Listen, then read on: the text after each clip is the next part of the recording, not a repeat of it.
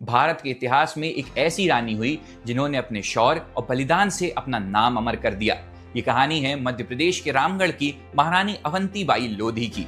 एक ऐसी रानी जो 1857 के स्वतंत्रता संग्राम में ब्रिटिश ईस्ट इंडिया कंपनी के सामने चट्टान की तरह खड़ी रही। 16 अगस्त 1831 को आज के सिवनी के मानेखेड़ी गांव में एक लोधी परिवार में अवंतीबाई का जन्म हुआ। उनके पिता राव जुझार सिंह एक जमींदार थे।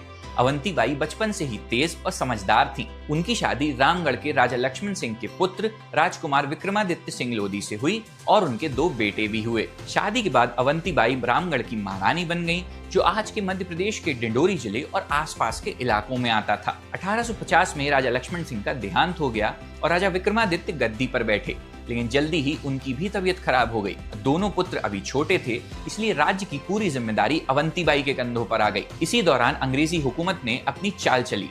उन्होंने कोर्ट ऑफ वॉर्ड्स के तहत रामगढ़ के राज्य की कमान अपने हाथों में लेने की कोशिश की और शेख सरबहारकार और मोहम्मद अब्दुल्ला को वहां भेज दिया। लेकिन अवंतीबाई इस बेइज्जती को कैसे सह लेती? उन्होंने तुरंत उन दोनों को रामगढ़ से निकाल दिया। उन्होंने अपनी प्रजा को साफ कह दिया कि किसान अंग्रेजों के आदेशों को मानना मना करें। इस दृढ़ता से उनकी लोकप्रियता और भी बढ़ गई। 1857 के क्रांति काल में अवंतीबाई को एक बड़ी जिम्मेदारी मिली। गोंड राजा शंकर शाह के अध्यक्षता में बुलाई गई महासभा के लिए लोगों को एकजुट करने की। उन्होंने एक अनोखा संदेश भेजा। एक चिट्ठी के साथ चूड़ियां भेजी और लिखा कि या तो कमर कस के महाभारत की रक्षा करो या फिर चूड़ियां पहनकर घर में बैठो। ये संदेश सभी जगह बिजली की तरह फैल गया। पड़ोस के राज्य और जागीरदार भी इस आंदोलन में शामिल हो गए।